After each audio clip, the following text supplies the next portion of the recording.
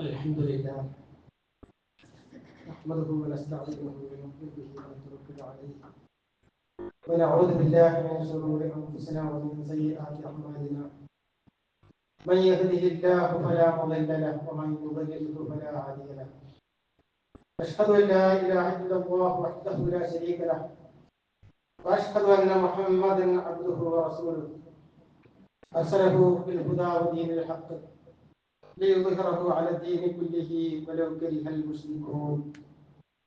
اللهم صل على محمد وعلى آل محمد كما صليت على إبراهيم وعلى آل إبراهيم. اللهم بارك على محمد وعلى آل محمد كما باركت على إبراهيم وعلى آل إبراهيم إنك حميد مجيد. أما بعد فإن خير الحديث كتاب الله وخير الهدي هدي محمد صلى الله عليه وسلم وشر الأمور محدثاتها وكل محدثة بدعة وكل بدعة ضلالة. أيها الناس أوصيكم وإياي أولا بتقوى الله. أعوذ بالله من الشيطان الرجيم. بسم الله الرحمن الرحيم. ربنا وابعث فيهم رسولا منهم يتلو عليهم آياتك ويعلمهم الكتاب والحكمة ويزكيهم إنك أنت العزيز الحكيم.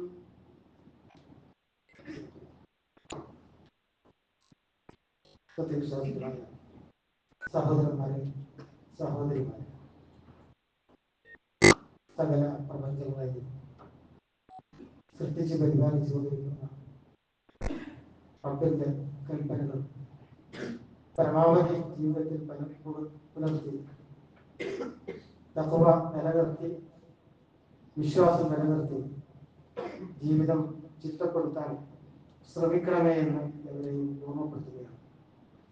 ആ നിലക്ക് സൂക്ഷ്മതാബോധത്തോടു കൂടിയുള്ള ജീവിതം നയിക്കാനുള്ള തൗഫീഖ് അല്ലാഹു നൽകി അനുഗ്രഹിക്കുമാറാവട്ടെ. ദുൽഹജ്ജ് മാസത്തിലെ ഏറ്റവും പ്രധാനപ്പെട്ട ദിനങ്ങളിലൂടെ സമയങ്ങളിലൂടെയാണ് നമ്മൾ കടന്നുപോയിരിക്കുന്നത്. നമ്മുടെ സഹോദരങ്ങൾ ഹജ്ജ് കർമ്മത്തിന്റെ ഏറ്റവും പ്രധാനമായ കർമ്മങ്ങളൊക്കെ നിർവഹിച്ചു കൊണ്ടിരിക്കുകയാണ്. നമുക്കറിയാം, ഇസ്ലാമിലെ ഏറ്റവും പ്രധാനപ്പെട്ട ഒരു കർമ്മമാണ് ഹജ്ജ് എന്നുള്ളത്. വിശുദ്ധ ഖുർആൻ ആ പേര് തന്നെ ഒരു സൂറത്ത് അവതരിച്ചതായി നമുക്കറിയാം. സൂറത്തുൽ ഹജ്ജ് ഖുർആനിലെ 22ാമത്തെ അധ്യായമാണ് സൂറത്തുൽ ഹജ്ജ്. അതിലെ 26 മുതലുള്ള ആയത്തുകൾ എടുത്തു നോക്കിയാൽ ഇബ്രാഹിം നബി അലൈഹിസ്സലാമിനെ സംബന്ധിച്ചും ഹജ്ജുമായി ഒക്കെ ബന്ധപ്പെട്ട ഒരുപാട് കാര്യങ്ങൾ വിശദീകരിക്കുന്നുണ്ട്. ഹജ്ജിന്റെ ഏതേത് കർമ്മങ്ങൾ എടുത്തു നോക്കിയാലും അതിലെ ഓരോ ഭാഗവും മഹാനായ ഇബ്രാഹിം നബി അലൈഹിസ്സലാമിന്റെ അഥവാ ആദർശ പിതാവ് എന്ന് വിശുദ്ധ ഖുർആൻ പരിചയപ്പെടുത്തിയ ഇബ്രാഹിം നബി അലൈഹിസ്സലാമിന്റെ ജീവിതവുമായി ബന്ധപ്പെട്ടതാണ്. കഅബ തവാഫാണ് ഹജ്ജിലെ ഏറ്റവും പ്രധാനപ്പെട്ട ഒരു കാര്യം. നമുക്കറിയാം, കഅബയുടെ ചുറ്റും 7 പ്രാവശ്യം കറങ്ങുന്നതാണ് തവാഫ് എന്ന് പറയുന്നത്. അത് വിശുദ്ധ ഖുർആൻ എടുത്ത് പറയുന്നത്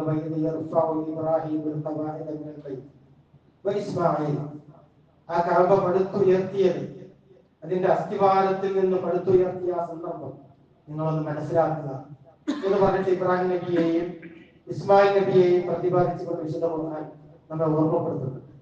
ആ കഅബ പടുത്തുയർത്തി ഇബ്രാഹിം നബി അലൈഹിസ്സലാം മകൻ ഇസ്മായിൽ. എന്നിട്ട് അവിടെ വെച്ച് അള്ളാഹുവോട് പടച്ചവനെ സ്വീകരിക്കണമേ എന്ന് പറഞ്ഞുകൊണ്ട് പ്രാർത്ഥിച്ച പ്രാർത്ഥന.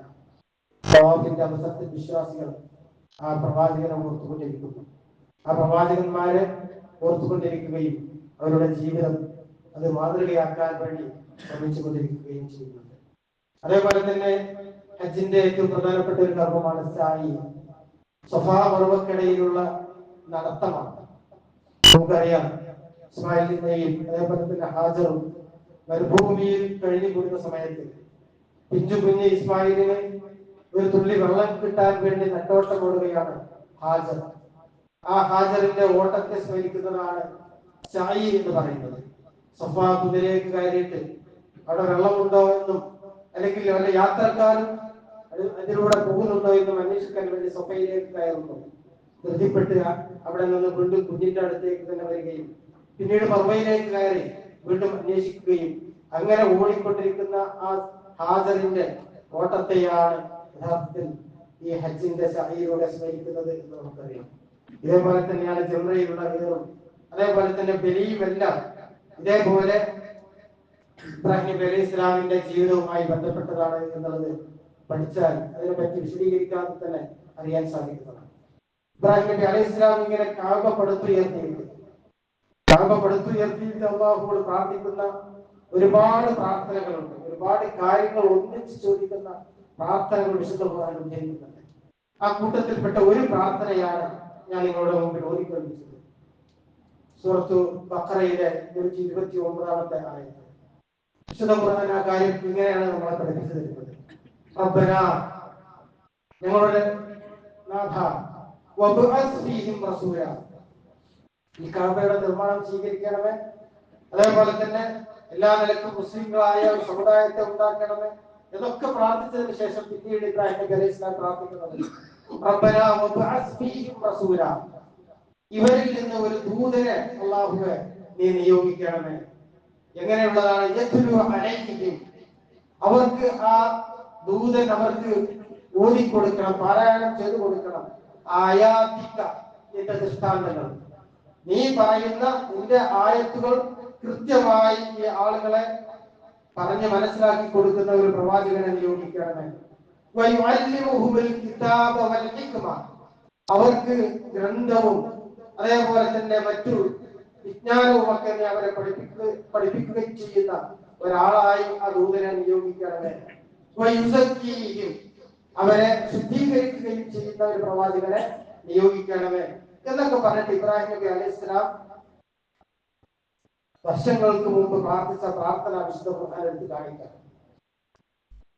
എന്നിട്ട് ഈ പ്രാർത്ഥനയുടെ ഉത്തരം ആയിരക്കണക്കിന് വർഷങ്ങൾക്ക് ശേഷം പ്രവാചകൻ മുഹമ്മദ് നബി സല്ലല്ലാഹു അലൈഹി വസല്ലമയുടെ നിയോഗത്തോടെയാണ് പുലരുന്നത് എന്ന് കാണാൻ കഴിയും. ഈ പ്രാർത്ഥനയ്ക്ക് ഉത്തരം കിട്ടുന്നത് പ്രവാചകൻ സല്ലല്ലാഹു അലൈഹി വസല്ലമയുടെ നിയോഗത്തെയാണ് ഇവിടെ സൂചിപ്പിക്കുന്നത്. ഇവരിൽ നിന്ന് എങ്ങനെയുള്ള പ്രവാചകനാണ്? ആളുകൾക്ക് കാര്യങ്ങൾ പഠിപ്പിച്ചു കൊടുത്ത് അവരെ പൂർണ്ണമായും ശുദ്ധീകരിച്ച് സംസ്കരിച്ച് ആളുകൾക്ക് മാതൃകയാവുന്ന ഒരു സമുദായത്തെ ഉണ്ടാക്കുന്ന രൂപത്തിലുള്ള പ്രവാചകനെ നിയോഗിക്കണമേ. പ്രവാചകൻ സല്ലല്ലാഹു അലൈഹി വസല്ലമ നബുവത്ത് കിട്ടിയിട്ട് 23 വർഷക്കാലം ജീവിച്ച ആ ജീവിതകാലം മുഴുവനും ഇബ്രാഹിം നബി അലൈഹി ഇസ്ലാമിന്റെ ആ പ്രാർത്ഥനയുടെ ആ ഉത്തരം തന്നെയായിരുന്നു എന്ന് കാണാൻ കഴിയും. പ്രവാചകന്റെ പ്രവാചകത്വത്തിന്റെ ജീവിതം എടുത്ത് നോക്കിയാൽ എന്തായിരുന്നു? യുഅല്ലിമുഹുൽ കിതാബ വൽ ഹിക്മ, അതേപോലെ തന്നെ യത്ലു അലൈഹിം ആയാതിക്കും എന്ന് പറഞ്ഞ ഈ കാര്യങ്ങൾ മുഴുവനും പ്രവാചകന്റെ ജീവിതത്തിലൂടെ അത് പൂർണ്ണമായും പൂർത്തീകരിക്കുകയായിരുന്നു ചെയ്തത് എന്ന് കാണാൻ കഴിയും. എന്ന് മാത്രമല്ല, ലോകത്ത് തുല്യതയില്ലാത്ത രൂപത്തിലുള്ള ഒരു സമുദായത്തെ സംസ്കരിച്ചെടുത്ത് പ്രവാചകൻ മാതൃകയാക്കുകയും ചെയ്യുകയാണ്. എല്ലാ നിലക്കുമുള്ള ശുദ്ധീകരണം. പ്രമുഖ ജനങ്ങളെ മാത്രമല്ല ശുദ്ധീകരിച്ചത്, അവിടെ ഉണ്ടായിരുന്ന അവർക്കുള്ള ആരാധിക്കാനുള്ള സ്ഥലം ശുദ്ധീകരിച്ചു, ആരാധനാലയങ്ങൾ ശുദ്ധീകരിച്ചു. നമുക്കറിയാം പ്രവാചകൻ സല്ലല്ലാഹു അലൈഹി വസല്ലമ ഹിജ്റ 8-ാം വർഷം മദീനയിലേക്ക് ഹിജ്റ പോയിട്ട് 8-ാമത്തെ വർഷം മക്കയിലേക്ക് തിരിച്ചു വരുന്നുണ്ട്. ആ തിരിച്ചു വരുന്ന സന്ദർഭത്തിലാണ് പ്രവാചകൻ ഇബ്രാഹിം നബി അലൈഹി ഇസ്ലാം ചെയ്ത അതേ രൂപത്തിലുള്ള പ്രവർത്തനങ്ങൾ ആ കഅബാലയത്തിൽ ചെയ്തുകൊണ്ട് പ്രവാചകൻ മുഹമ്മദ് നബി ഇബ്രാഹിം നബിയുടെ ആ പ്രാർത്ഥനയുടെ ഉത്തരത്തിന്റെ ഒരു പൂർത്തീകരണം നടത്തുന്നത്. എന്താ പ്രവാചകൻ മുഹമ്മദ് നബി ചെയ്യുന്നത്? അവിടെ ഉണ്ടായിരുന്ന കഅബാലയത്തെ ശുദ്ധീകരിക്കുകയാണ്. ഇബ്രാഹിം നബി അലൈഹി ഇസ്ലാമിനോട് വിശുദ്ധ ഖുർആൻ പറയുന്നുണ്ട്, വൈദ ബവ്വഅനാ ലിഇബ്രാഹീമ മക്കാനൽ ബൈത്തി അല്ലാ തുശ്രിക് ബി ശൈഅ വതഹ്ഹിർ ബൈതിയ ലിത്വാഇഫീന വൽഖായിമീന വറുക്അഇ സുജൂദ്. ആ വീട് ശുദ്ധീകരിച്ചു വെക്കണം. അവിടെ റുകൂ ചെയ്യുന്ന, സുജൂദ് ചെയ്യുന്ന, തവാഫ് ചെയ്യുന്ന, ആരാധനകൾ അർപ്പിക്കാൻ വരുന്ന ആളുകൾക്ക് വേണ്ടി ആ ഭവനം പൂർണ്ണമായും ശുദ്ധീകരിക്കണം എന്നൊക്കെ പറഞ്ഞ ആ പ്രവർത്തനങ്ങൾ പൂർണ്ണമായി ഇബ്രാഹിം നബി അലൈഹി സ്വലാം പ്രാവർത്തികമാക്കുകയും പിന്നീട് സഹസ്രാബ്ദങ്ങൾക്ക് ശേഷം പ്രവാചകൻ മുഹമ്മദ് നബി സല്ലല്ലാഹു അലൈഹി വസല്ലമയിലൂടെ അതിന്റെ പൂർത്തീകരണം നടക്കുകയും ചെയ്യുന്നു എന്നുള്ളതാണ്. റസൂലുള്ളാഹി സ്വല്ലല്ലാഹു അലൈഹി വസല്ലം ആ കഅബയിലേക്കാണ് കയറുന്ന സമയത്ത്, മക്ക വിജയ സമയത്ത് 360ഓളം വിഗ്രഹങ്ങൾ അവിടെ ഉണ്ടായിരുന്നു. 360ഓളം വിഗ്രഹങ്ങൾ ഉണ്ടായിരുന്നു. ഇതിന്റെ ഓരോ വിഗ്രഹങ്ങളെയും പ്രവാചകൻ ഒരു വടി കൊണ്ട് തട്ടിയിട്ട് ഇങ്ങനെ പറയുന്നുണ്ട്,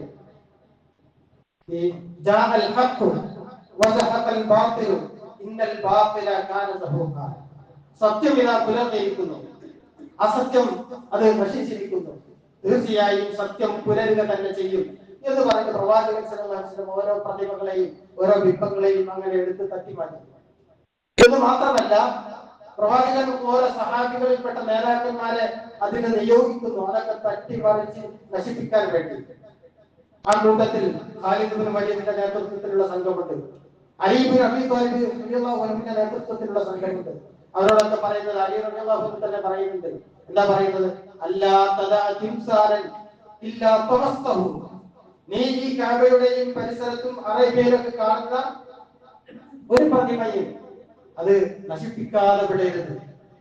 ആ കൂട്ടത്തിൽ ഒരു കാര്യം കൂടി പറയുന്നുണ്ട്, വലാ ഖബറൻ മുശ്രിഫൻ ഇല്ലാ സൗബൈതഹു, ഉയർന്നു നിൽക്കുന്ന ഖബറുകൾ ഉണ്ടെങ്കിൽ അതെല്ലാം തട്ടിനിരപ്പാക്കുകയും ചെയ്യേണ്ടതുണ്ട് എന്നൊക്കെ പറഞ്ഞിട്ട് മക്ക വിജയ സമയത്ത് ആളുകളുടെ ആരാധന ഭക്തി അത് അള്ളാഹുവിലേക്ക് മാത്രമായിരിക്കണം എന്നതിന് പ്രവാചകൻ സല്ലല്ലാഹു അലൈഹി വസല്ലം ഒരു വിഗ്രഹം ബാക്കിയാക്കിയിരുന്നു. ഉയർന്നു നിൽക്കുന്ന ഖബറുകൾ, അവിടെ ഈ മനുഷ്യരുടെ ഭക്തി ചിലപ്പോൾ അർപ്പിക്കാൻ സാധ്യതയുണ്ട്, അവിടെ ഇബാദത്തുകൾ വരാൻ സാധ്യതയുണ്ട്. അതുകൊണ്ട് തന്നെ പ്രവാചകൻ പറഞ്ഞു, വലാ ഖബറൻ മുശ്രിഫൻ ഇല്ലാ സൗബൈതഹു, ഉയർന്നു നിൽക്കുന്ന ഖബറുകൾ ഉണ്ടെങ്കിൽ അതും നിരപ്പാക്കിയിരിക്കണം എന്ന് പറഞ്ഞിട്ട് അലി റളിയല്ലാഹു അൻഹുവിനെ നിയോഗിച്ചതായി കാണാൻ സാധിക്കുന്നു. ഇങ്ങനെ ശിർക്കിന്റെ കൂടാരത്തിൽ നിന്ന് അത് പൂർണ്ണമായും നിർമ്മാർജ്ജനം ചെയ്തു, അതിന്റെ അടയാളങ്ങൾ പോലും നശിപ്പിച്ചു. ഏത് രൂപത്തിൽ? പ്രവാചകൻ ഇബ്രാഹിം നബി അലൈഹി സ്വലാം ആ വിഗ്രഹങ്ങളെ തച്ചുടച്ചതിനെ വിശുദ്ധ ഖുർആൻ പറയുന്നുണ്ടല്ല, വജഅലഹു ജുദാദ, ആ വിഗ്രഹങ്ങളൊക്കെ തട്ടി ഉടച്ച് കഷ്ടമാക്കി മാറ്റി എന്നാണ്. ആ അതേ പ്രവർത്തനം പ്രവാചകൻ മുഹമ്മദ് നബി സല്ലല്ലാഹു അലൈഹി വസല്ലമയിലൂടെ ഈ ശുദ്ധീകരണം നടക്കുന്നതായി കാണാൻ സാധിക്കുന്നു. ഇത് മാത്രമല്ല, ഇങ്ങനെ 8ാം വർഷം ഈ കഅബയും അതിന്റെ പരിസരവും അറേബ്യയും ശിർക്കിൽ നിന്നെല്ലാം പൂർണ്ണമായി നിർമ്മാർജ്ജനം ചെയ്ത് അതിന് പറ്റുന്ന ഒരു സമുദായത്തെ അവിടെ അതിനു മുമ്പ് തന്നെ തയ്യാറാക്കി നിർത്തിയിട്ട് 9ാം വർഷം ഹജ്ജിന് വേണ്ടിയുള്ള വെടിയുണ്ടാവുകയാണ്. 9ാം വർഷം ഹജ്ജിന് വേണ്ടി വലില്ലാഹി അലന്നാസി ഹജ്ജുൽ ബൈത്തി മൻ ഇസ്തതാഅ ഇലൈഹി സബീല, ആളുകളുടെ ബാധ്യതയാണ് ഈ കഅബയിൽ വന്ന് കഴിവുള്ളവരൊക്കെ ഹജ്ജ് ചെയ്യൽ നിർബന്ധമാണ് എന്ന് പറയുന്ന ഇസ്ലാമിന്റെ 5ാമത്തെ പ്രധാനപ്പെട്ട കർമ്മമായ ഹജ്ജിനെ സംബന്ധിച്ചിടത്തോളമുള്ള ആഹ്വാനം ഉണ്ടാകുന്നു. ആ 9ാം വർഷം ആഹ്വാനം ഉണ്ടായതോടുകൂടി പ്രവാചകൻ സല്ലല്ലാഹു അലൈഹി വസല്ലമയും സഹാബത്തും ലക്ഷക്കണക്കായ സഹാബികളും മക്കയിൽ ഒരുമിച്ച് കൂടുന്നത് ചരിത്രത്തിൽ നമുക്ക് കാണാൻ കഴിയും. അപ്പൊ അതുവരെ പ്രവാചകൻ ചെയ്തിരുന്നത് എന്തായിരുന്നു? നേരത്തെ പറഞ്ഞല്ലോ, യത്ലു അലൈഹിം ആയാതിക, ഇബ്രാഹിം നബിയുടെ പ്രാർത്ഥന നോക്കൂ, അള്ളാഹുവിന്റെ ആയത്തുകൾ അവർക്ക് ഇങ്ങനെ ഓതി കേൾപ്പിച്ചു കൊടുത്തു, എന്നിട്ട് അവരെ ഗ്രന്ഥം പഠിപ്പിച്ചു, എല്ലാ വിജ്ഞാനവും അവരെ ഉണ്ടാക്കി, എല്ലാ സംസ്കാരവും ഉണ്ടാക്കി, അവരെ ശുദ്ധീകരിച്ചു, അറേബ്യ ശുദ്ധീകരിച്ചു, കഅബ ശുദ്ധീകരിച്ചു. എല്ലാ ശുദ്ധീകരണവും നടത്തിയതിനു ശേഷം ഹജ്ജിന്റെ ആ വേളയിൽ പ്രവാചകൻ സല്ലല്ലാഹു അലൈഹി വസല്ലം അവിടെ പ്രഖ്യാപനം നടത്തുകയും ചെയ്യുന്നു. എന്താ പ്രഖ്യാപിക്കുന്നത്? ഇതുവരെ ഉണ്ടായിരുന്ന എല്ലാ ജാഹിലിയത്തും ഇതാ ഇന്നത്തോടെ അവസാനിക്കുന്നു. അറഫയിലുള്ള പ്രവാചകന്റെ പ്രസംഗം പ്രസിദ്ധമാണല്ലോ.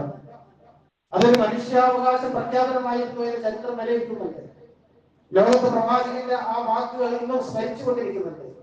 കാരണം 14 നൂറ്റാണ്ട് മുമ്പ് ഒരു നാവിൽ നിന്ന് ഇത്തരം സുന്ദരമായ സ്വാതന്ത്ര്യത്തിന്റെ വാക്കുകൾ വന്നു എന്നുള്ളത് അത്ഭുതമായിരുന്നു.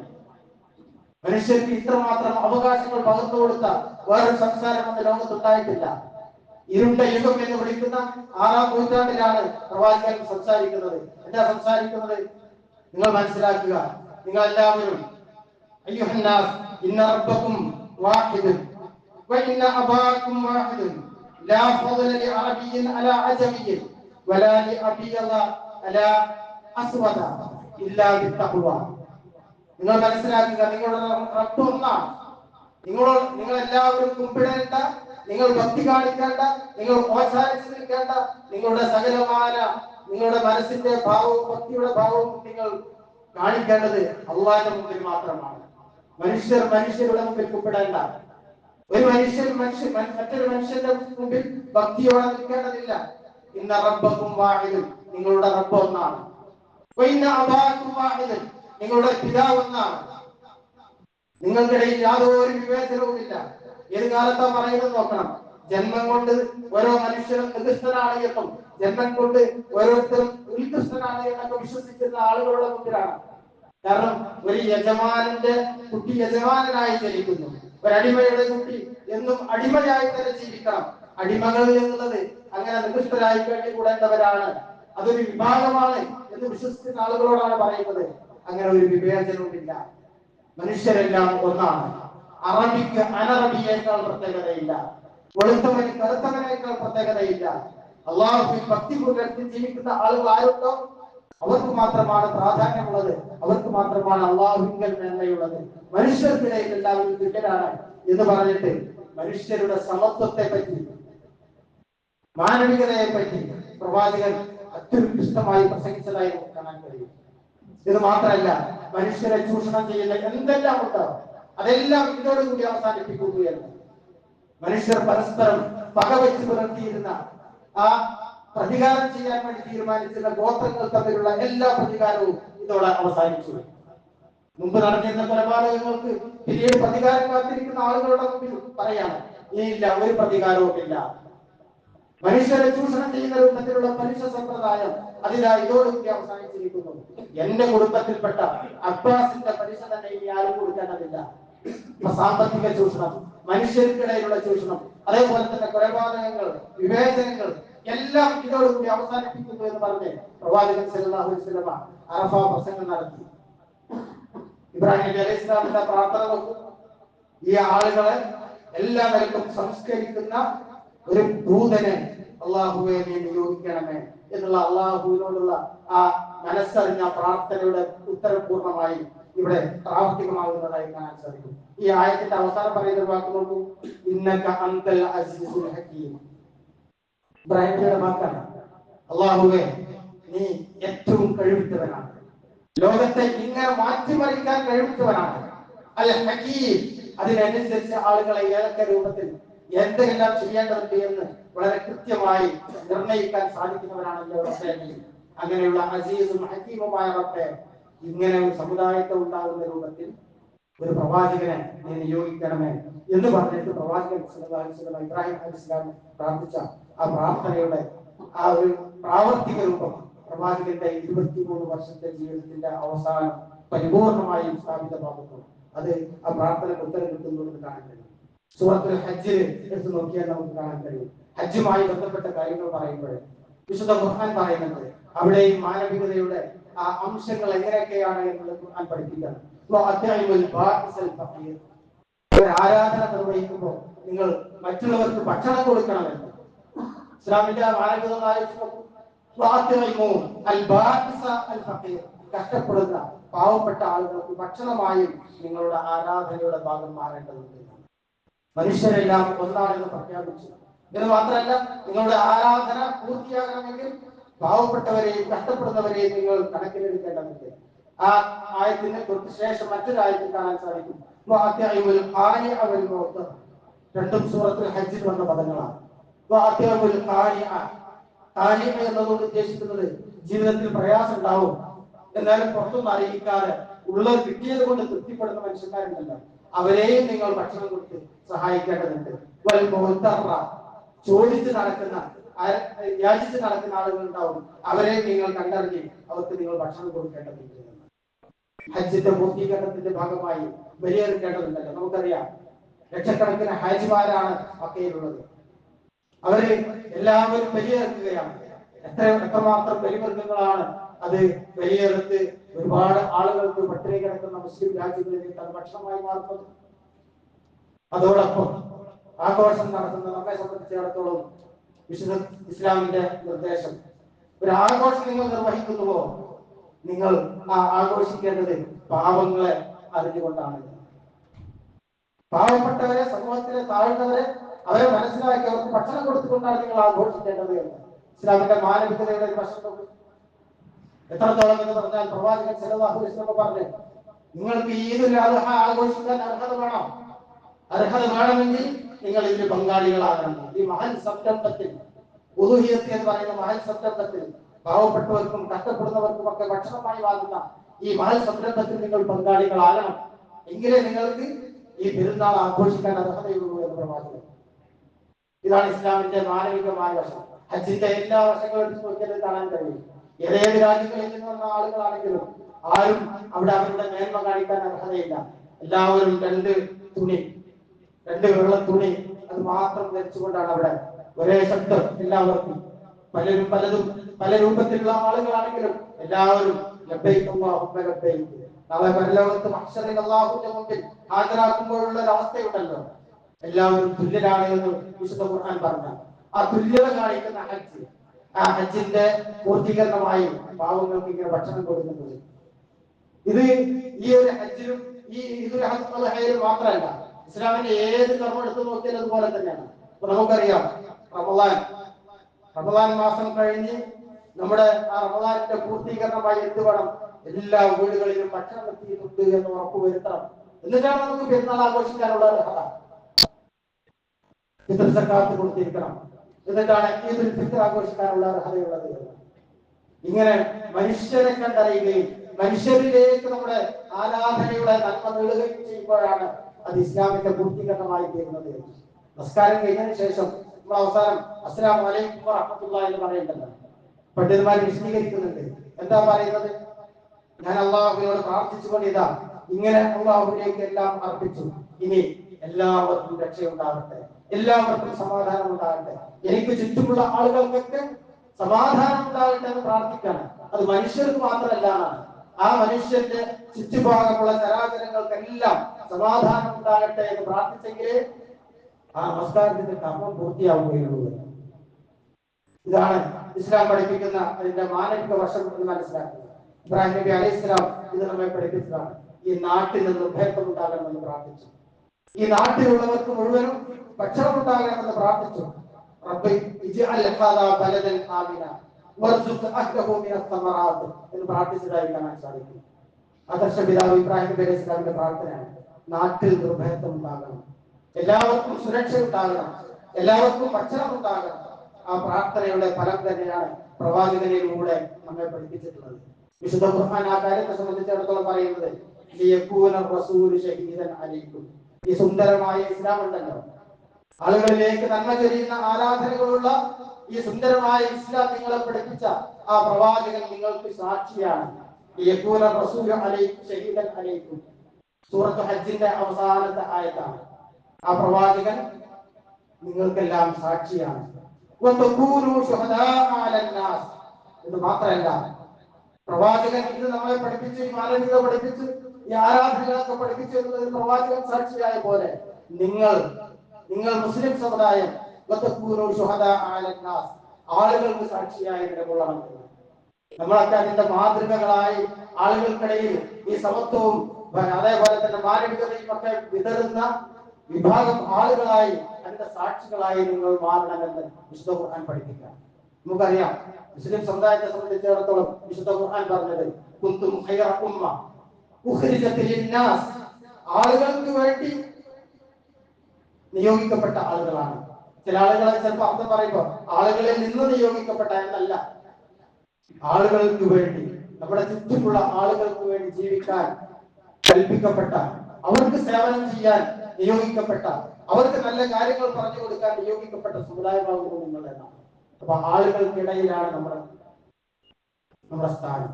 പള്ളികൾ മൂലകളിലോ അല്ലെങ്കിൽ എവിടെയെങ്കിലും ചടഞ്ഞിരിക്കലോ ഇസ്ലാം എന്ന് പറഞ്ഞാൽ ഒരു കാട് കയറി അങ്ങനെ ഒരു ജീവിതമോ അല്ല. ആളുകൾക്കിടയിൽ ജീവിച്ച് അവർക്ക് സേവനം ചെയ്ത് ആ നിലക്കുള്ള ആരാധനകൾ അർപ്പിച്ചുള്ള ജീവിതത്തെയാണ് ഇസ്ലാമിന്റെ ജീവിതമായി കണക്കാക്കുന്നത്. ആ നിലയ്ക്ക് കാര്യങ്ങൾ മനസ്സിലാക്കുകയും നമ്മുടെ മക്കളിൽ നിന്ന് ഇത്തരം കാര്യങ്ങൾ അല്ലാഹു സ്വീകരിക്കാൻ വേണ്ടിയുള്ള പ്രാർത്ഥന നടത്തുകയും ചെയ്യുക. അല്ലാഹു തൗഫീഖ് നൽകി അനുഗ്രഹിക്കുമാറാവട്ടെ.